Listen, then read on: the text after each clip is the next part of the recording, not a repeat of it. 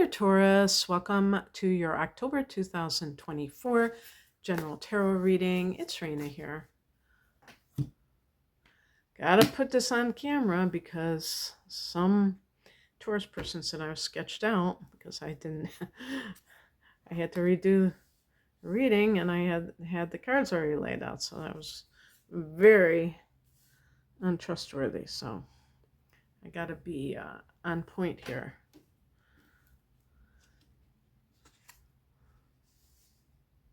Wow, we got some swords action. Oh my gosh. A lot of swords. What's going on here? Well, Libra is a sword, is an air sign, so that's a swords. Okay.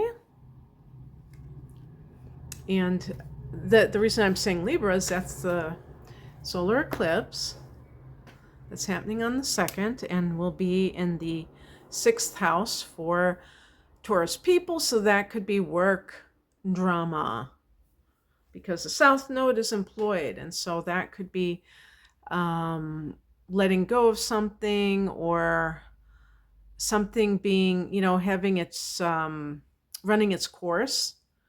That could be related to your work, what you do. It's at an early degree. I mean, I suppose it's even possible that it will be in your 5th house, but I don't want to get fancy pants about it because, I'm one of those people. It's like conceptualizing this in my mind. It's like I don't want to go there. Okay. The heart of the matter is the King of Swords. So kings can be fathers, they can be authority figures. That's the main takeaway. And swords are air signs. So Gemini, Libra, Aquarius. And what the swords have in common is, as air signs, is detachment. When, to me, the king is like the ultimate of this. So I always think of Aquarius as the most detached of all the air signs. And detachment is good, for certain things, because it can make a person more rational and they're not likely to fly off the handle or anything like that. But it can also make a person kind of like shut away mentally. And well, it's actually emotionally, but shut away from what another person is feeling.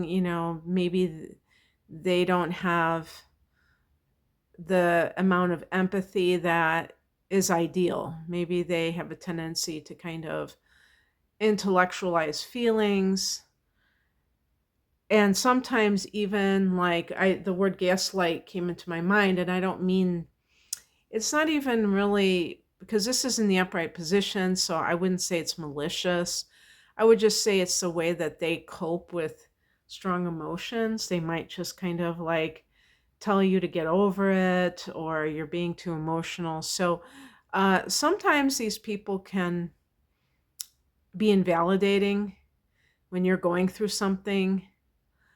Or you could be like in a relationship with somebody who's very cerebral, but they're not very like in their heart chakra. They're very like, maybe they don't say I love you. You don't feel like they might not be touchy-feely. So it could be difficult for you in some way, and that could be affecting the relationship. Also, this could be a judge, somebody who has to make a decision. And that means that there's something going on that you maybe like divorce, things of that nature. You're going to have a full moon in this house mid-November. So, I mean, I said in this house, I'm sorry. You're going to have a full moon in your sign in mid-November. So that could be a time when everything comes to a head. Relationship-wise, if it's a relationship issue. But even like a boss who doesn't necessarily like praise you, they're just really not tuned into that. past position or past influence, Page of Pentacles. This can be maybe researching new jobs, talking to employers, um, starting a new job. This could be the beginning stages of something. And if this is a new person who is above you, that might be kind of something that is very difficult for you to handle because you don't know where you stand with this person. Of course, this could be your current employer that you're wanting to get away from. And if this is your love life, I feel like the Page of Pentacles can even be about um, reading about your own worth. And I'm talking about even metaphysical literature, psychological literature. Page can be a research, and Pentacles can be about value, but it can be your own value. You rule the house, Taurus, the second house, that is your net worth as well as your self-worth. So those kinds of things can come up. The higher message, Five of Swords. I call this the Flying Monkeys card because when you were talking about narcissists, and I always think of kings as potential narcissists, the Five of Swords can be people around this person or behind your back who are talking smack about you. Or maybe they're getting information that they're giving to the King of Swords. Because in order for, usually, and you'll see these kinds of people, they could be family members. They can be, maybe the King of Swords is your father. And you've always, or stepfather, you've always wondered why it seems like if you feel like in your family, you're kind of like the scapegoat, or you just don't feel accepted by your father. There might be other people who are kind of feeding into this behind the scenes. And this can be in the workplace very easily because my my feeling is the workplace can breed all kinds of weirdness, and it's at a very low level sometimes because people can feel that sense of like survival mentality, which is the first chakra, and it's very just like reptilian, where it's just like the reptilian brain, the survival mentality, not coming from anything higher, and that means that the person will do whatever it takes to keep their job, and they will, even if they would normally not be a certain way, they might be that way in the workplace. Because they're like, if they're normally supportive of people in their life, in the workplace, they might be kind of dog eat dog because they feel like whatever it takes to support my family or just to support myself, I'm going to do. Well, I'm not like that. And I'm sure there are some of you who are not like that either. And it doesn't make it right. But we don't know how people are when we're not with them. But if you are dealing with someone and you have like also dealings with other people that person knows, so this would be true of family or of coworkers when you're talking about your work situation, if you work for somebody else, then that can happen. And it's not fun to have to deal with that. So I totally get it. But the higher message can be, I was just reading something about the workplace, and they said, your coworkers aren't your friends. They're not like, the workplace is a place where you come to do your, you don't come there to kind of like socialize, confide in people, all of that. And because that could be kind of risky. And I know it sounds paranoid, and some people may not like to hear things like that and might think that I'm, thinking that the world is against me. But when you're, working and stuff and you try to be friends, like really at that level with other people, you could complicate things like big time, especially if they are much more cutthroat than you, if they're like the kind of people that really want to get ahead or they really want to secure their position. You could be like trusting them and they could be stabbing you in the back, metaphorically speaking, of course. Um, so you have to really be wise about how it is that you deal with your work life if you work for somebody else. If you work for yourself, it can be a little bit different, obviously. What crosses you is the Queen of Swords. This might be, I have this, I have this book on the tarot, and they have like all these keywords. And for the Queen of Swords reverse, they say a real bitch. And I don't really like, as a woman, the word bitch, or calling women bitches. But I just think that that's funny. It just occurred to me that's thing. And this could be the culprit. This could be someone who is envious of your relationship with the King of Swords. So maybe they could even be enlisting other people. So if the King of Swords is your dad, this could be his wife. And they might even have if your dad has a second family, that could be that. That's the oldest story in the world, unfortunately. And there are other scenarios. There might be someone, the queen. Remember, the queen is going to also be an authority figure or someone like a mother. So if it's not your own mother, it could be a stepmother. And that kind of person could be very spiteful. They could use words as a weapon. And so you have to be aware, Taurus, of what you're working with so that you can make sure that you protect yourself, that you're not kind of like the sitting duck for other people's negativity. Wow, we got another queen here. I had this book that talked about, okay, if there's one queen in the reading, two queens. I don't know what happened to that tarot book, but there definitely is some significance based on the number of these cards like that. So the Queen of Cups is what's coming in. This is a card of, I think it's connected to, it's definitely a water energy because cups, but also the queen is water element, so it's double water. So the water signs are Cancer, Scorpio, or Pisces, and Pisces. I think this is connected to Cancer, but don't quote me on that. Somebody might have said to me that it was whatchamacallit, Scorpio, but it is a very psychic sign. It's very creative. It's a mother element. So it might be someone who is a mother figure. But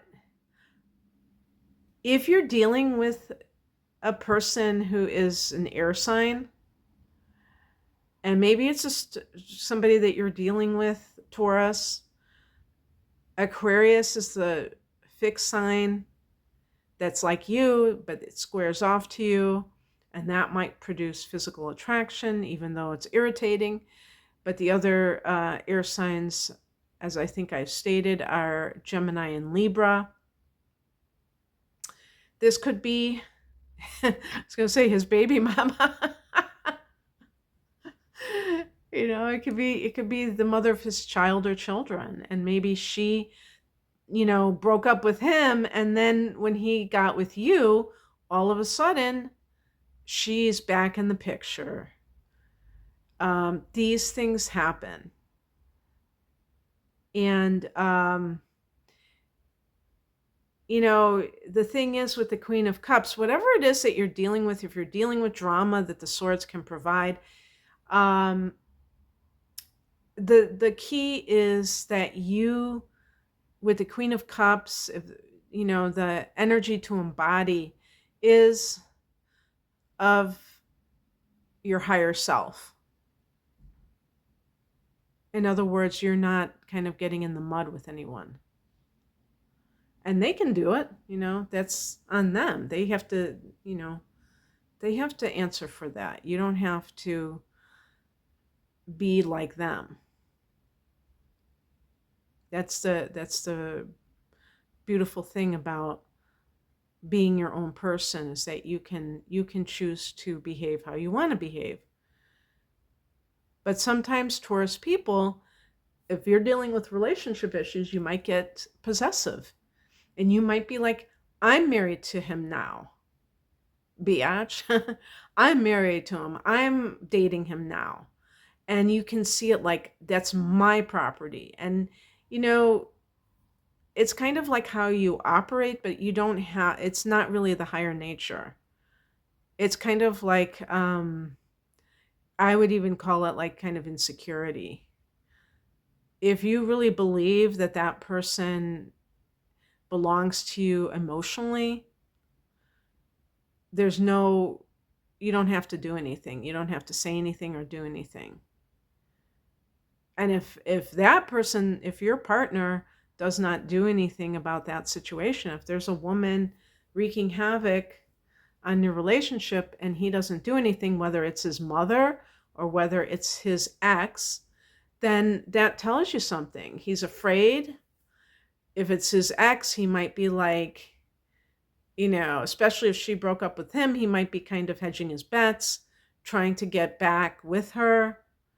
Maybe you're like a great lure to get her jealous. You never know what is going on in somebody else's mind. So that's really his responsibility. And, either way, like if his mother is, being mean to you and you haven't done anything, yeah, so don't take charge of the situation necessarily. Let that person do so, because it really isn't, it really is their place, his place to do it, because that's his mother or his stepmother or whoever it is, or ex. The outcome is a temperance card, as above, so below. This is a card of the spiritual and the material. And that's what I mean, when I talk about the Queen of Swords in the challenge position.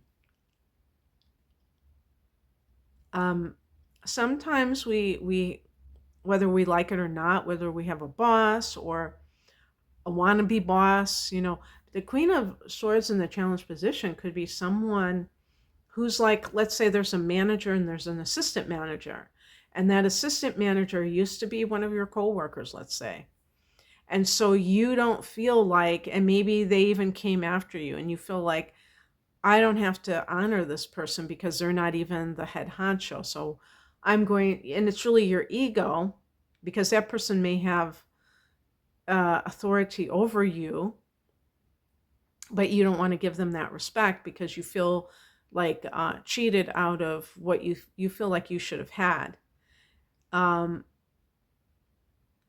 isn't necessarily anything to do with them. And that could be the person, the owner, the whoever it was that hired them made that decision. So punishing that person isn't really fair, but it could be a situation where that person isn't acting appropriately, and like, you have every reason to be pissed, but you can take the higher ground.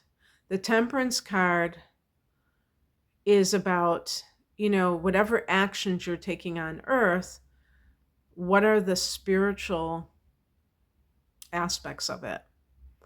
Are you kind of like